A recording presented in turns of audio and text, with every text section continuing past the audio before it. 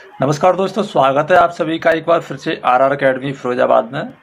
तो देख लेते हैं कितने लोग जुड़ते हैं। आज हमारा डे लाइव यानी कि दिन का सेशन है। पहली बार हमने दिन में लाइव किया है और बहुत ही इम्पोर्टेंट आज वीडियो लेकर आए हैं हम। आज का जो हमारा सेशन है इसमें हम बात करने वाले हैं हेनरी फोर्थ पार्ट 1। ठीक है, इस पर हमारी 2 वीडियो ऑलरेडी 2 क्लास हम ले चुके हैं, जिसमें हमने पहली क्लास में इसके कैरेक्टर्स को एनालाइज किया था और सेकंड क्लास में हमने इसके मोस्ट इम्पोर्टेंट क्वेश्चंस को भी डिस्कस किया था।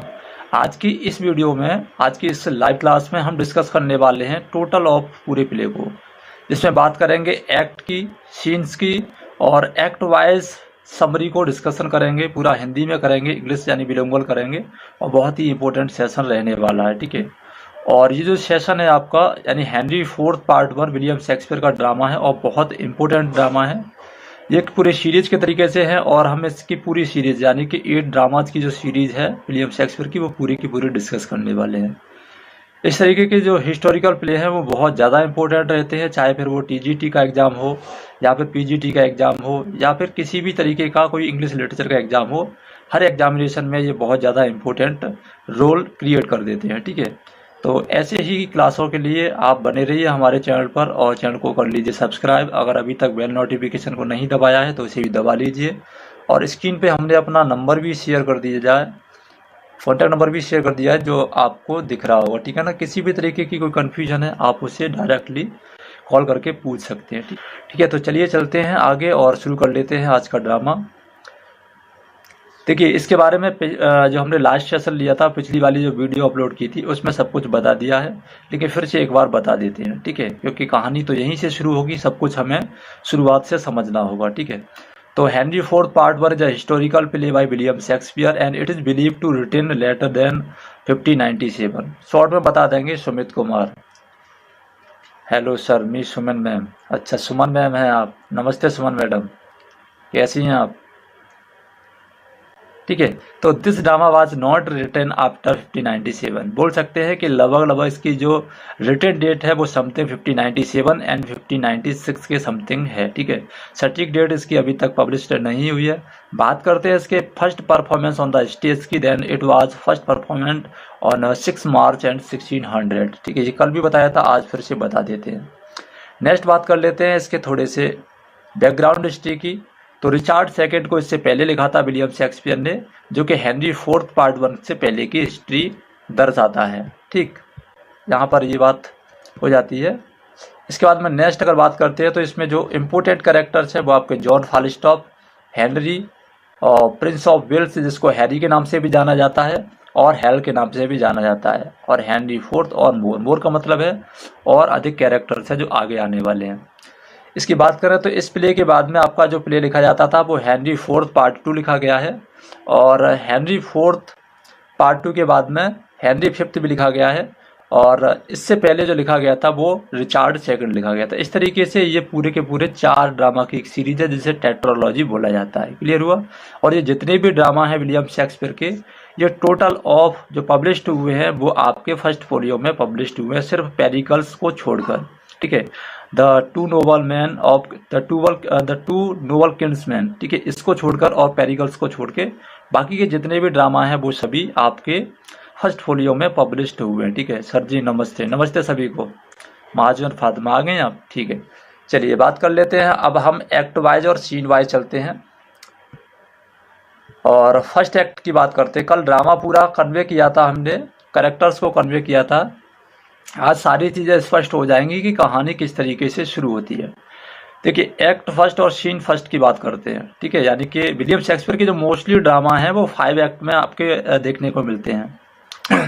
तो सीन फर्स्ट में दिया है, king Henry fourth plan to launch a crusade are put and hold when new arrives that a rebellion had broken out on one of his border and that one of his most successful allies is behaving strongly.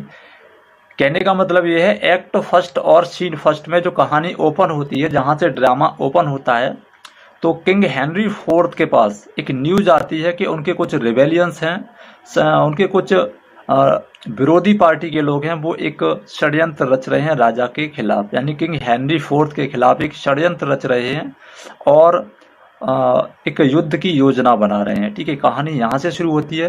तो युद्ध की जो योजना बनती है by the conspirators और by the rebellions by the side of Persian family, ये बनती है आपकी एक्ट फर्स्ट और सीन फर्स्ट में। याद रखिएगा, पूछ लिया जाता है कि किस सीन में आपको युद्ध की योजना बनती हुई दिखाई देती है। तो act first and scene first में ये योजना आपको बनती हुई दिखाई देगी। कहने का मतलब ये हुआ, जो रेबेलियंस हैं, जितने भी कॉन्स्पिरेटर्स हैं, वो सभी गैदर होते हैं, इकट्ठे होते हैं एक्ट फर्स्ट और सीन फर्स्ट में। क्लियर हुआ? बात कर लेते हैं हम एक्ट सेकंड की। एक्ट सेकंड में क्या होता है? एक्ट सेकंड में होता है prince Harry agree to join a practical joke on Falstaff. एक इसमें प्रैक्टिकल जोक भी होता है। ठीक है, एक थोड़ी सी कॉमेडी आ जाती है जो कि सीन सेकंड में होती है, act first and scene second में आती है। होता क्या है कि हैरी, जो कि किंग हेनरी फोर्थ का बड़ा बेटा है, वो फालिस्टॉप के साथ रहता है, सभी को पता है। ठीक है, और फालिस्टॉप कैसा है? एक मिसबिहेविंग कैरेक्टर है, एक चोर है, ड्रंकर्ड है, एक लुटेरा है। तो इसी के साथ में एक ट्रिक खेलते हैं ये फालिस्टॉप को लूटने की, रॉबरी करने की फालिस्टॉप के साथ में। ये जो कॉमिकल सीन है फालिस्टॉप के साथ में रॉबरी करने का, एक ट्रिक करने का, ये सीन क्रिएट होता है आपका act first and scene second में। सभी सीन्स को मैं अकॉर्डिंग टू हिस्ट्री बताऊंगा किस तरीके से किस सीन में क्या घटना घटित होती है। ठीक है, तो सीन सेकंड में आपका क्या हो जाता है? फालिस्टॉप के साथ में एक ट्रिक चली जाती है जिससे फालिस्टॉप को एक मजाकिया कैरेक्टर के तरीके से लूटा जाता है। ओके, हकीकत में नहीं लूटा जाता है, सिर्फ उसके साथ में गेम खेला जाता है। तो ये सीन सेकंड में क्रिएट होता है। आगे बात करेंगे सीन थर्ड की। सीन थर्ड में क्या होता है वो भी देख लीजिए।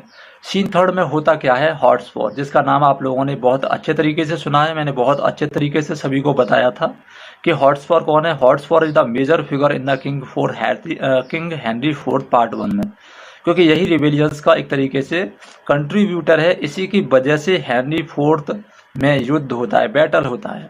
ओके, इसी की वजह से, क्योंकि इसे क्या लगता है, इसे ऐसा लगता है कि जो हॉटस्पॉट फैमिली है, पर्शियन फैमिली है, उसने किंग हेनरी फोर्थ के साथ में जितने भी एहसान किए हैं, ठीक है, जितना भी फेवर किया है, वो सारा का सारा किंग हेनरी फोर्थ भूल गया है। He is not grateful to the Persian family. इसलिए ये कॉन्स्पिरेशंस यानी कि षड्यंत्र रचना शुरू कर देते हैं हेनरी फोर्थ के खिलाफ। तो यहाँ पर सीन थर्ड की बात हो रही है। Hotspot become furious with king Henry. देखिए यहाँ इस एक्ट में होता क्या है, देख लीजिए एक्ट कौन सी है। सीन एक्ट फर्स्ट है और सीन थर्ड चल रहा है, नोट कर लेना।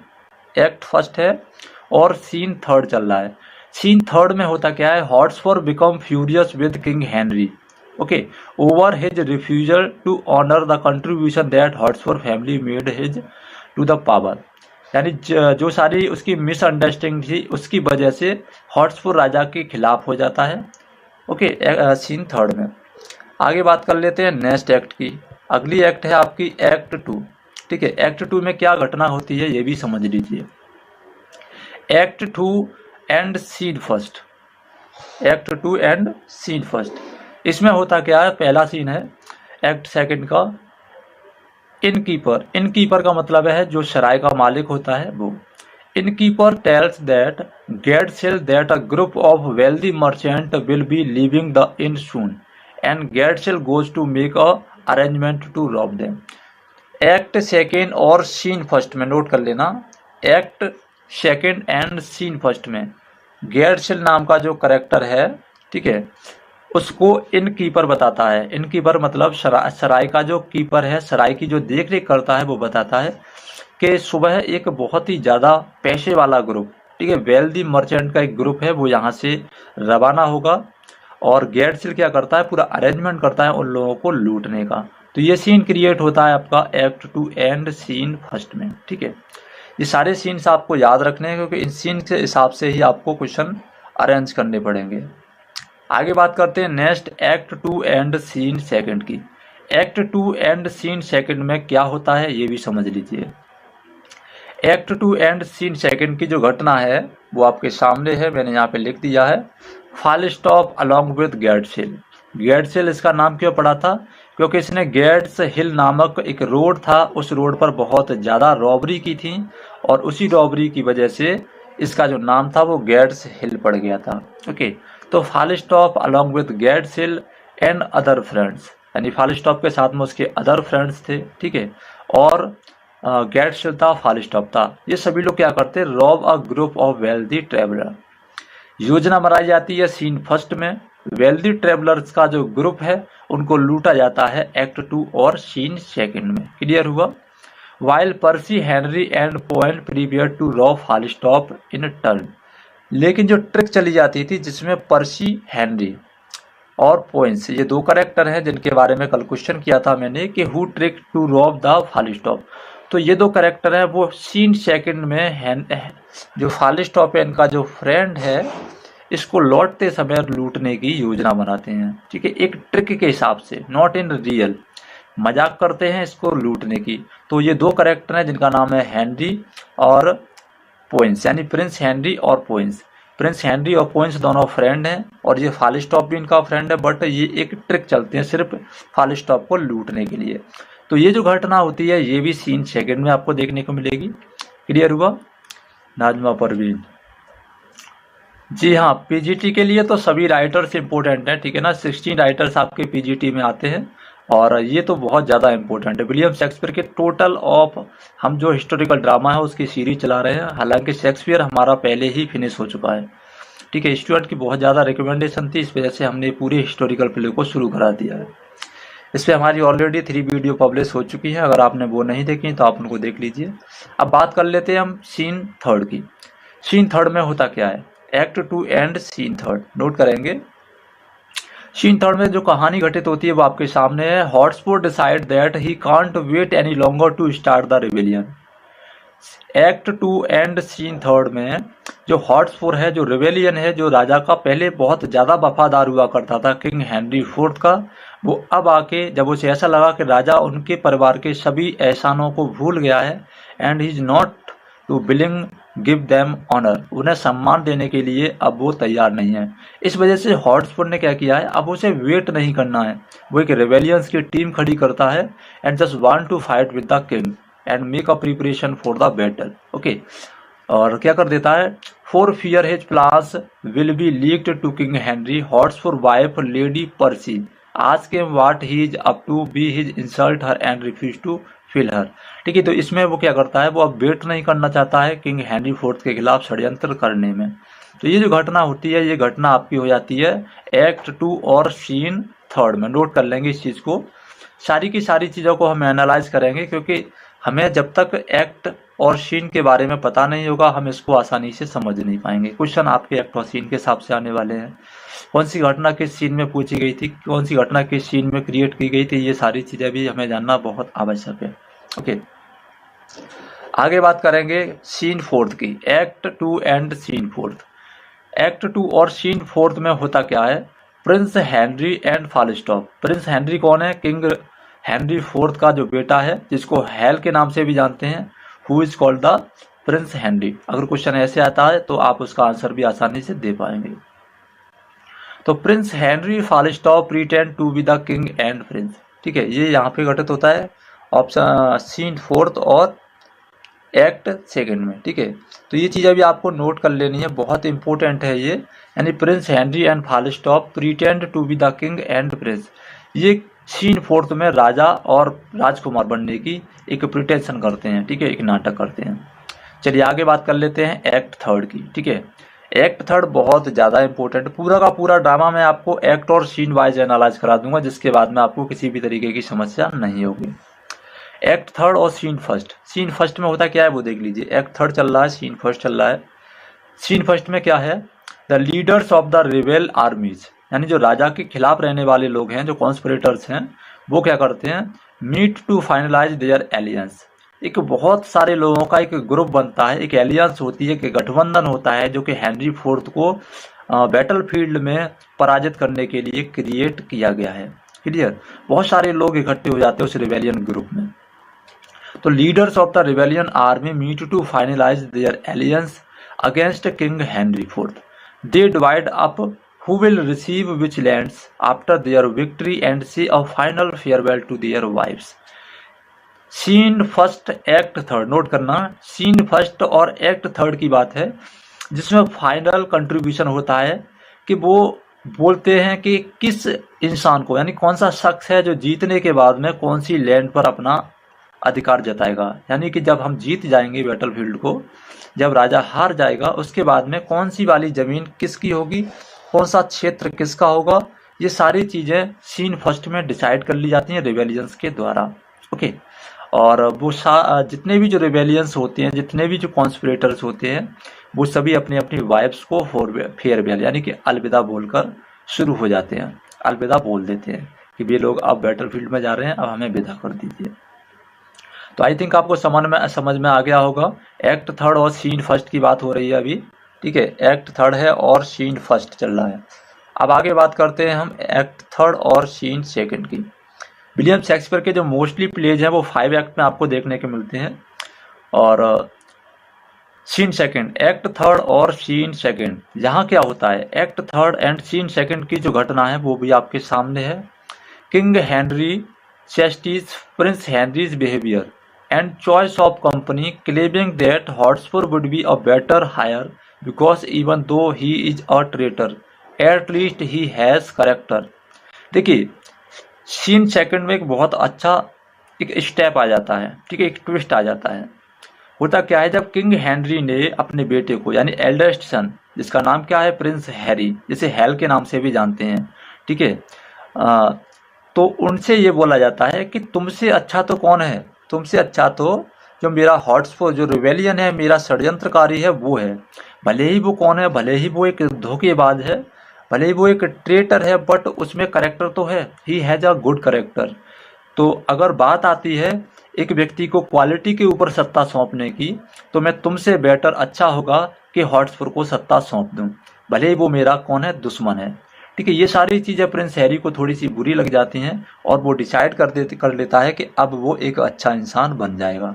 ठीक है, मैंने पिछले दिन यानी कि लास्ट डे मैंने आपको बता दिया था कि जो प्रिंस हैरी है, प्रिंस हैरी ने अपने मन में एक डिटर्मिनेशन कर रखी है कि वो जब चाहेगा अपने आप को ट्रांसफॉर्म कर लेगा एक अच्छे राजा में, एक अच्छे राजकुमार में। मीन्स बोल सकते हैं he has a good willing power, उसके अंदर एक अच्छी विलिंग पावर है, एक अच्छी इच्छा शक्ति है, जिसके हिसाब से वो जब चाहे तब अपने आप को एक अच्छा इंसान बना सकता है, भले ही वो अभी कितने ही ज़्यादा बुरे लोगों के साथ क्यों नहीं रह रहा हो। ठीक है, तो यहाँ पर यही होता है। तो जब राजा उससे ये बोलता है सीन सेकंड में, एक्ट थर्ड और सीन सेकंड में, जब राजा उससे ये बोलता है कि तुमसे बेटर कौन है, हॉटस्पर है, भले ही वो मेरे लिए धोखेबाज है, बट अगर बात क्वालिटी के ऊपर सत्ता सौंपने की आती है तो मैं हॉटस्पर को सत्ता सौंप दूंगा, तुम्हें सत्ता नहीं सौंपूंगा। ठीक है, तो इसके एवज में, इसके जो रिप्लाई में आंसर आता है प्रिंस हैरी का, वो क्या होता है, he reply that he will begin acting like a worthy heir. तो वो एक्ट थर्ड और सीन सेकंड में इस चीज़ की कसम खाता है कि अब वो एक वर्दी आयर का मतलब है एक अच्छा प्रिंस बन जाएगा, आज से इसी वक्त से एक अच्छा प्रिंस बनेगा। And that he will defeat Hotspur in battle, और आप जिस हॉटस्पर की बहुत ज़्यादा तारीफ कर रहे हैं जो कि धोखेबाज है, मैं उसको युद्ध में हराकर आपको दिखा दूंगा। ठीक है, तो बहुत इंपॉर्टेंट है ये एक्ट थर्ड और सीन सेकंड। ठीक है, इसी में वो कमिटमेंट करता है कि वो हॉटस्पर को युद्ध में हराएगा जिसकी आप बहुत ज़्यादा तारीफ करते हैं। तो क्लियर हो गया, पूरा का पूरा ड्रामा आपको एक्ट वाइज और सीन वाइज में आपको समझाने वाला हूँ। इसके बाद में ड्रामा भी आपका कंप्लीट हो जाएगा और हिस्ट्री में पहले ही इसकी कंप्लीट कर चुका हूँ। क्वेश्चंस आपके इससे पहले वाली जो वीडियो है, video number 2 Henry fourth part 1 का जो दूसरा सीक्वेंस है, उसमें मैंने सारी क्वेश्चंस को डिस्कस किया है। चलिए नेक्स्ट बात करते हैं सीन थर्ड की। सीन थर्ड में क्या होता है ये भी समझ लीजिए।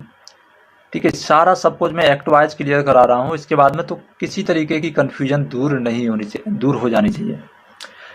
एक्ट थर्ड और सीन सेकंड चल रहा है, नोट कर लेना, एक्ट थर्ड है और सीन थर्ड है। एक्ट थर्ड और सीन थर्ड में होता क्या है, prince Harry returns to the boar head inn. वो पहले यानी इससे पहले वो राजा के पास नहीं आया था, इससे पहले वो कहाँ रहता था, फालिस्टॉप के साथ में रहता था,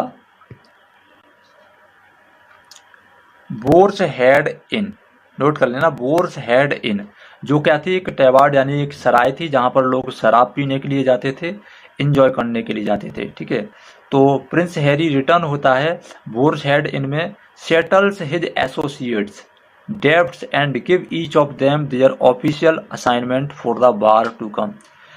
तो देखिए होता क्या है, वो जिन लोगों के साथ में पहले रहता था, जो चोर थे, लुटेरे थे, रॉबर्स थे, हाईवेमैन थे और शराबी थे, ड्रंकयार्ड, जितने भी लोगों के साथ में वो रहता था, उन लोगों से मिलने के लिए वो बोर्स हेड इन टेबार्ड, यानी कि बोर्स हेड नाम की जो सराय थी जहाँ पर वो पहले मस्ती करने के लिए जाया करता था, शराब पीने के लिए जाया करता था, उन्हीं लोगों से मिलने के लिए वो राजा से ये बोलकर कि मैं कमिटमेंट लेता हूँ, मैं युद्ध में एक अच्छा राजकुमार बनकर दिखाऊंगा और हॉट्सपुर को हराऊंगा, ठीक है, अपने सभी साथियों से मिलता है और उनको एक ऑफिशियल असाइनमेंट, एक वर्क सौंपता है कि आप लोगों को क्या करना है, आप लोगों को मेरे साथ युद्ध में लड़ाई लड़ने के लिए जाना है, ठीक है।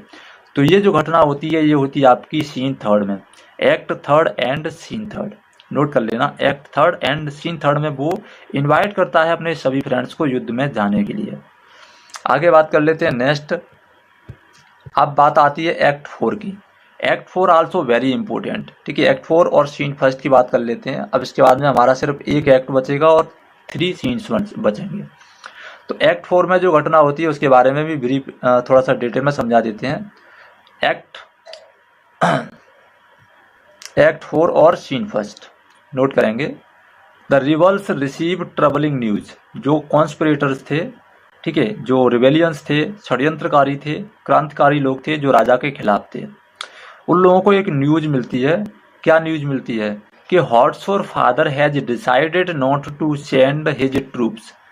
देखिए, इससे पहले जब युद्ध की जो तैयारियां चल रही थी, उन तैयारियों में जो भी अरेंजमेंट था ट्रूप्स का, यानी जो सेना का जो दल था, उस सेना की टुकड़ी का जो अरेंजमेंट था वो किसकी जिम्मेदारी पर था? वो जिम्मेदारी पर था हॉट्सपुर के फादर पर, ठीक है। हॉट्सपुर के फादर को जिम्मेदारी दी गई थी सभी सेना को कलेक्ट करने की, ठीक है। But after at least, last में क्या होता है, उसके फादर डिसाइड करते हैं कि वो अब किसी भी तरीके का कोई सैनिक दल नहीं भेज रहे हैं, ओके, यानी युद्ध में किसी भी तरीके का कोई सैन्य दल नहीं भेज रहे हैं। Won't arrive in time to join the battle, और क्या करते हैं वो, and Glendower's troop won't arrive in time to join the battle, और इस वजह से वो ग्लेंडियर्स का जो ट्रूप होता था, यानी कि जो सैन्य दल होता था, वो भी युद्ध में पार्टिसिपेट नहीं कर पाता है, ठीक है। बहुत इंपॉर्टेंट है, लास्ट टाइम पे वो टर्न ले लेते हैं और युद्ध में शामिल नहीं होते हैं, ओके। किसी तरीके का कोई क्वेश्चन हो तो आप लोग डायरेक्टली अभी मुझसे पूछ सकते हैं, okay. The king's forces are not on their ways and Glendower's troop won't arrive in time to join the battle. Yasin sir ही हैं, जी हाँ, हेलो सर, ओके। तो इस तरीके के हमारा ये बहुत इंपॉर्टेंट तरीके से हमने क्लियर करा दिया है। आगे बात कर लेते हैं सीन सेकंड की, ठीक है। एक्ट 4 चल रहा है, ध्यान देना, एक्ट 4 चल रहा है अभी हमारा, इससे पहले एक्ट 3 कंप्लीट करा दिया है। एक्ट 4 चल रहा है, सीन फर्स्ट हो गया है, सीन सेकंड की बात करते हैं। सीन सेकंड में क्या इंपॉर्टेंट होता है उसे भी देख लीजिए सेकंड की। तो सीन सेकंड में क्या है हमारा, सीन सेकंड में दिया गया है, Falstaff has put together a group of terrible soldiers. Falstaff क्या करता है, एक बहुत ही खतरनाक सोल्जर्स का ग्रुप कलेक्ट कर लेता है सीन सेकंड में। इतना इंपॉर्टेंट है, सीन के लिए खास ज़्यादा बात नहीं हुई है। सिर्फ अगर ये बात आती है, क्वेश्चन ऐसे पूछा जाता है कि in which scene Falstaff gathers a terrible troop of the soldiers. तो आंसर होगा आपका एक्ट 4 और सीन सेकंड में, क्लियर। अब बात कर लेते हैं एक्ट 4 और सीन थर्ड की। एक्ट 4 और सीन थर्ड में क्या होता है वो भी देख लीजिए। तो एक्ट 4 और सीन थर्ड की बात हो रही है। तो blunt arrives at the rebels camp. Blunt कौन है, इसके लिए मैं आपको सजेस्ट करूंगा कि आप जो कैरेक्टर एनालिसिस वाली हमारी वीडियो है उसको देख लीजिए। सारे कैरेक्टर्स हमने उसमें एनालाइज किए हैं। इसकी टोटल 3 वीडियोज पब्लिश की हैं। पहले में कैरेक्टर एनालाइज किया था, दूसरे में क्वेश्चन एनालाइज किए थे, और थर्ड में हमने क्या किया है, इसकी समरी वो भी एक्ट और सीन वाइज कंप्लीट कर रहे हैं, ओके। तो ब्लंट क्या है, एक कैरेक्टर का नाम है जो अराइव होता है, यानी कि आता है कहाँ पर, रिबेलियंस के कैंप में। जो षड्यंत्रकारी हैं, क्रांतिकारी लोग हैं, राजा के खिलाफ हैं, उन सभी लोगों के कैंप में आता है with a peace offering from king Henry. समझ लेना, यानी किंग हेनरी ने ब्लंट को एक शांति पत्र देकर भेजा है, जिसमें ये लिखा है कि आप लोग हमारे साथ में शांति वार्ता करिए और ये जो युद्ध लड़ने की जो तैयारियां कर रहे हैं इनको बंद करिए। क्यों युद्ध लड़ रहे हैं, युद्ध में क्या होता है, नुकसान होता है, ठीक है। And Hotspur recount how his family helped king Henry win throne but king Henry has not shown gratitude, ठीक है। राजा ने तो क्या किया, ब्लंट को भेजा, एक पीसफुल एग्रीमेंट लेकर के शांति वार्ता करते हैं, बट हॉटस्पुर क्या करता है, हॉटस्पुर उसको याद दिलाता है बुलंट को कि नहीं, हम ये शांति वार्ता नहीं करेंगे, हमें युद्ध करना है। और युद्ध क्यों करना है, क्योंकि राजा ने हमारी फैमिली के द्वारा की गई हेल्प का हमें कोई भी सम्मान नहीं दिया, ठीक है। He is not grateful to our Persian family, और इस तरीके से हम उसके साथ युद्ध लड़ेंगे। वो बहुत ज़्यादा एरोगेंट और एहसान फरामोश व्यक्ति है, इसलिए हम सारे लोगों का ट्रूप इकट्ठा कर रहे हैं और राजा को गद्दी से हटाकर मानेंगे, ठीक है। कहाँ पर क्रिएट होता है, एक्ट 4 सीन 3 में। एक्ट 4 सीन 3 में नोट कर लेना, एक्ट 4 सीन 3 में राजा बुलंट को भेजता है शांति पत्र लेकर। ओके, आगे बात करते हैं सीन 4। एक्ट 4 और सीन 4 की बात हो रही है। एक्ट 4 और सीन 4 में क्या होता है, द आर्कीबिशप ऑफ यॉर्क, ये एक और करेक्टर है, नोट कर लेना। Concern that the rebels will be defeated the next day. जो आर्कीबिशप ऑफ यॉर्क है वो कंसर्न करता है, देखता है कि रिबेल्स का मतलब जो भी रिवाइवल्स हैं, जो षड्यंत्रकारी पक्ष के लोग हैं और जो क्रांतिकारी दल के लोग हैं जो राजा के खिलाफ हैं, वो सभी लोग क्या हो सकते हैं, will be defeated the next day, वो अगले दिन हार सकते हैं, ठीक है।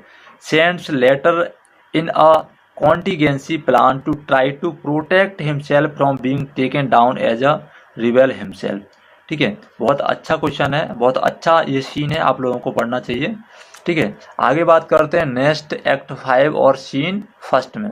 ये लास्ट एक्ट है हमारे हेनरी 4 की, क्योंकि विलियम शेक्सपियर के मोस्टली प्ले आपको एक्ट 5 एक्ट में ही देखने को मिलेंगे, ठीक है।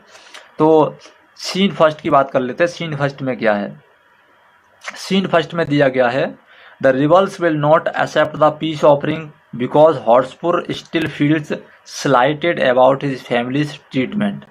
Prince Henry suggest that he and Hotspur engage in combat to determine the winner and spare the lives of the soldiers on both side।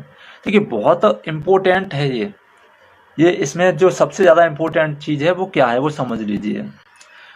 जो रिबल्स हैं यानी कि जो क्रांतिकारी दल के लोग हैं, will not accept the peace offering because, देखिए पीस का जो लेटर था वो किस एक्ट में भेजा था मैंने बता दिया है, किस सीन में भेजा था ये भी बता दिया है।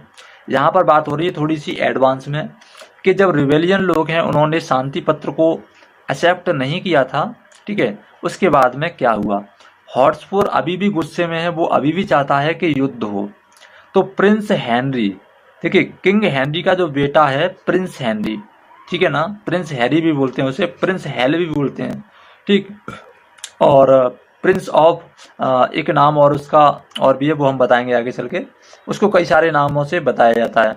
तो प्रिंस हैरी है वो सजेस्ट करता है कि ही एंड हॉटस्पुर, यानी कि मैं यानी कि प्रिंस हैरी और हॉटस्पुर सिर्फ दोनों लोग युद्ध लड़ लेते हैं, ठीक है, दोनों लोग कॉम्बेट कर लेते हैं, युद्ध कर लेते हैं, जिससे क्या होगा, the winner will be determined, जो विजयी व्यक्ति होगा, जो विनर होगा उसे घोषित कर दिया जाएगा, जो भी जीत जाएगा उसके लिए। और इससे क्या होगा, जो बाकी के जो सोल्जर्स हैं उनकी ज़िंदगी बच जाएगी, क्योंकि उन्हें लड़ने की आवश्यकता नहीं पड़ेगी, ठीक। तो इस तरीके से दोनों में ड्वेल यानी कि द्वंद्व युद्ध कॉम्बेट होने की घोषणा हो जाती है। क्लियर हुआ, कहाँ होती है, एक्ट 5 और सीन 1 में होती है, याद रखना इस चीज़ को। आगे बात करते हैं नेक्स्ट सीन की, एक्ट 5 और सीन 2 की। तो एक्ट 5 और सीन 2 में क्या घटना होती है वो भी समझ लीजिए। Worcester falsely tells Hotspur that king Henry insulted the Percy family.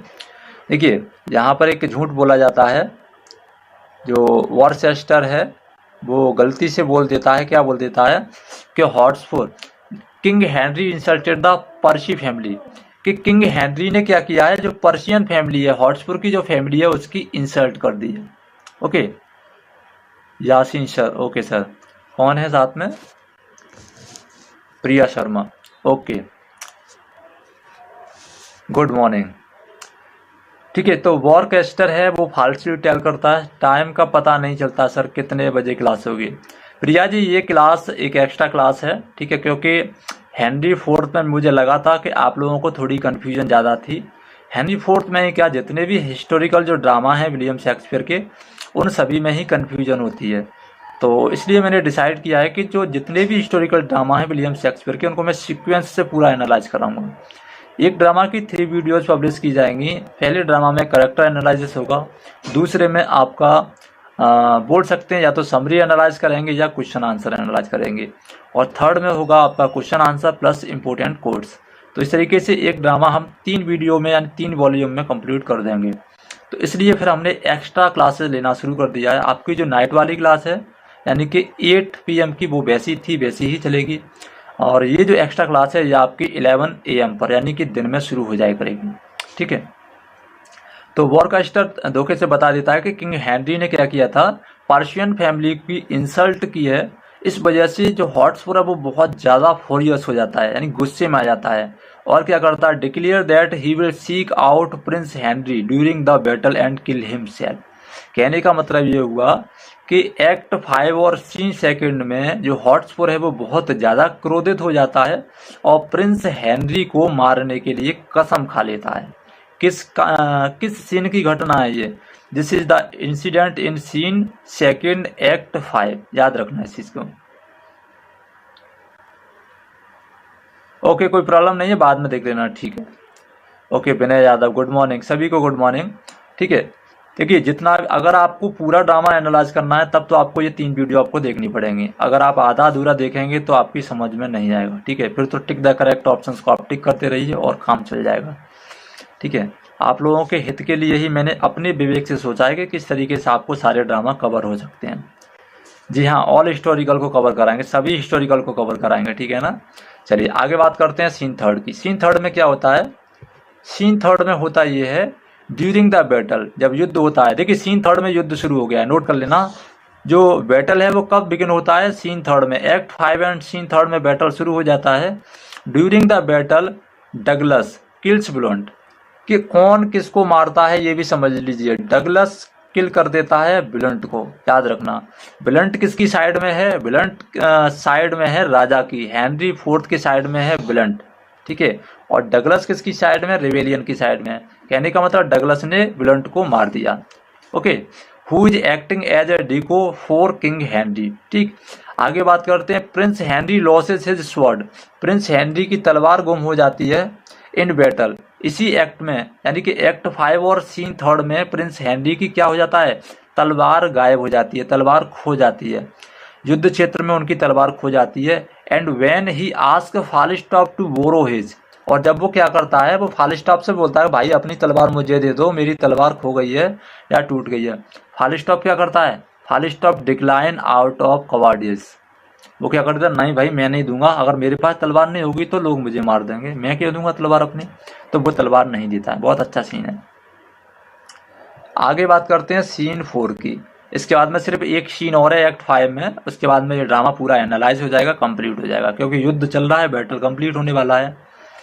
Sir ये हेनरी पार्ट 2 है? जी नहीं, हेनरी पार्ट 1 है ये। ठीक है, हेनरी पार्ट 2 इसके बाद आने वाला है, लेकिन इससे पहले हम किंग रिचार्ड सेकंड की बात करेंगे। ठीक है, क्योंकि इससे पहले जो किंग रिचार्ड है वो विलियम शेक्सपियर ने लिखा था, बट वो इतना इम्पोर्टेंट नहीं है जितना इम्पोर्टेंट हेनरी से शुरू होते हैं। तो मे भी पॉसिबल है कि हेनरी सेकंड को शुरू कर दें, बट देख लेंगे कौन सा पहले सही रहेगा। तो सीन 4 की बात कर लेते हैं। सीन 4 में क्या दिया है? सीन 4 की जो इंसिडेंट है वो आपके सामने है।